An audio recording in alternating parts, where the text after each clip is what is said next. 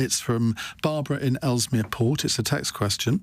Labour has vowed to abolish leasehold in their first 100 days if they win the election, while the government is only trying to reform the system.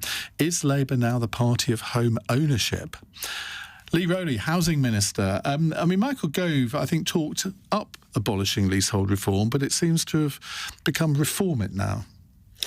Well, Labour have promised a lot if they get into power, and I'd be interested to see whether they manage to do that, but hopefully they won't get there in the first place. But specifically on leasehold, this is the bill that's coming forward at the moment. The bill's just gone to Jenny's place, actually, tomorrow. It is the largest and the biggest change to property law in this country in a generation. And it is a really significant intervention because we recognise that the leasehold system hasn't worked well for a number of decades, that there is rent-seeking in that, there is distortions in the market, there are people who are exploiting it. And the job of any government, and Conservatives have been proud reformers for many decades, is to try and smooth out those distortions, to take out the rent-seeking, to stop the bad practice. So we're doing that both for leasehold in terms of we're banning new leasehold houses, we're making it much simpler, much more transparent for leasehold flats, and then on estate management, where new estates have popped up all around the country, but some of their communal areas have not been adopted by the councils and new service companies have been created, we're making sure that has change and control as well. So it is a really big intervention. We're having a good discussion at the moment about whether we go further. I know the Lords will no doubt propose some, but this is a significant intervention showing that the government's reforming. But it has been watered down for the initial proposals, hasn't it? And is that because of pressure from big landlords? I mean, a lot of Tory MPs are landlords.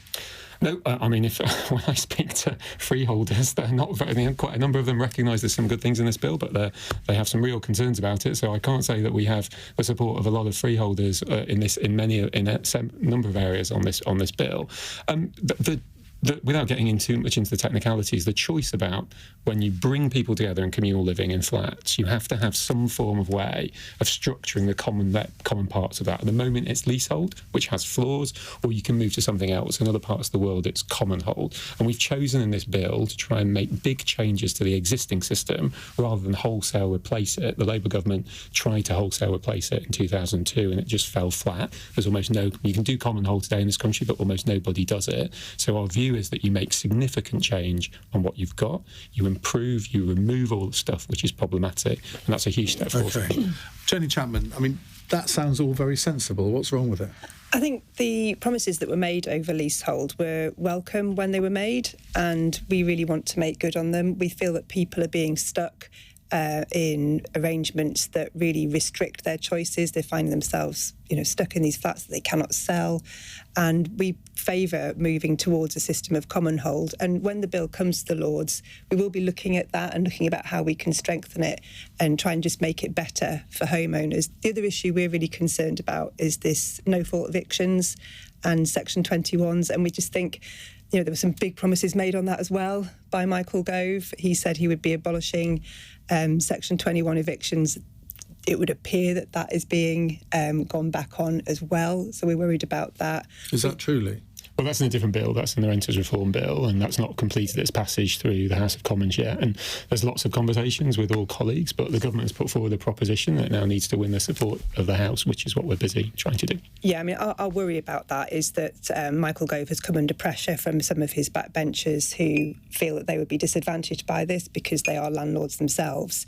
Obviously, that would not be... Well, what's the evidence for that? Because presumably, if they were speaking in a debate, they'd have to declare their interest. Well, our evidence for that is that, as I understand it, there was a motion put forward or some sort of intervention from around 47 Tory MPs on this issue, urging his front bench not to introduce this ban on no-fault evictions, and around a quarter of them, I think, were landlords themselves. So, we're concerned about that. We think that there's some backtracking going on there, and this is important for tenants because you're getting people being evicted because maybe the landlord didn't really want to do the repairs that were needed to be done and things like that. And it's not right. You've got people with families, around 80,000 families have been at risk of no-fault eviction now since that promise to deal with this was first made by Michael Gove. So it's something we want to see fixed. I suppose I should declare an interest in that. I am a landlord, but only one property.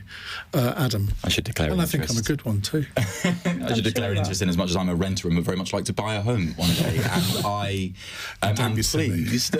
Well, this is it. I'm really pleased that there now seems to be a bit of an arms race between both parties on who can have the better offer on house building. Because sure, you know, the nature of the tenure when I buy a property is important to me, but frankly, having one that was in a price range on an average London salary is more important. And I am, pleased that there have been warm words from Labour on this. I struggle to see some of the detail about exactly what they would do beyond redesignating parts of the Green Belt. I think they're going to find that very tricky. Some of their own MPs will have opposed sites that have been on Green Belt land, and particularly if they gain some seats in kind of leafier parts of the country, that's going to be a huge problem for them. But you can't get away from the fact, and Lee will probably be the first to admit, that the Conservatives needed to have built more homes over the past 4 or so years, and I really hope there's an acceleration in the next year, whether that is going to be in cities on brownfield land or on some greenbelt land that is redesignated. We need to be building more homes. Ash? So I think that reforming leasehold or abolishing leasehold is just one part of a much bigger puzzle. But the leasehold system is completely bananas. And I'm not talking about flats where there are common areas and you've got to work out a system of ownership for that. I'm talking about houses. So you can have 2 houses next door to each other. One's freehold, one's leasehold. And for the freehold, you buy it, you pay off your mortgage, you're fine. For the leasehold, at some point you may be on the hook for vast sums of money and you don't really know why. It's not a system which I think is particularly fair. So I think dealing with that is going to be one part of, sorting out what is a completely dysfunctional housing market. I think that another thing that we've really got to think about is rent affordability. London is one of the worst cities in Europe for rent affordability. If you want to only spend 30% of your salary on renting a 1-bedroom flat, and that's what's defined as an affordable rent, you'd have to be earning over £90,000 a year. Now, spoiler alert, that is not the average salary in London. It's more like £31,000. How have we gotten in this state? I think, one, the rental market has just been a complete cash cow. And secondly, you've had a massive transfer of wealth from public into private hands in the form of right to buy. 1 in 3 properties bought under right to buy, previously council houses, are now buy-to-lets. So that is just a massive transfer of wealth into private hands. And no government, since it was introduced by Margaret Thatcher, has built enough council houses to deal with that huge transfer of assets.